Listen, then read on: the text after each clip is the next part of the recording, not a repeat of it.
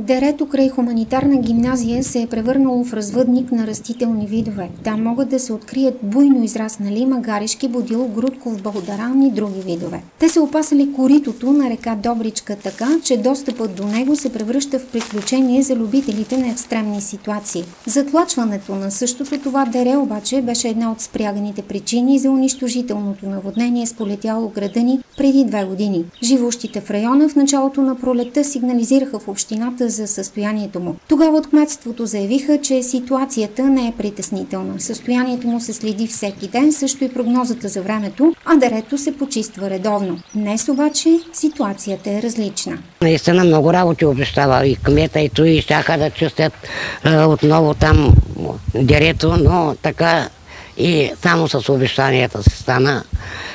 Щяха да идват фирми, там търкли какво играят, да ни обясняват, да ни казват какво ще се прави.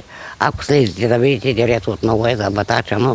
Жител на квартала преди 10 дни беше написал в социалните мрежи, че следи в интернет движението на облаците, които е трябвало да се изсипят на Добрич. В последния момент обаче те се разсеяли и ужасният порой не се изсипал над града, а с него и евентуалното бедствие. Тогава той възкликна: Господ е добричлия.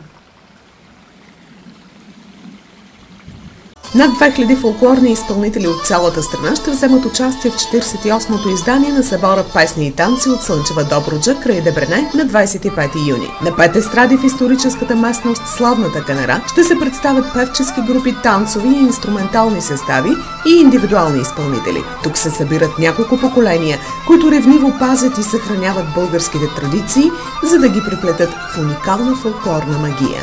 Станете част от нея.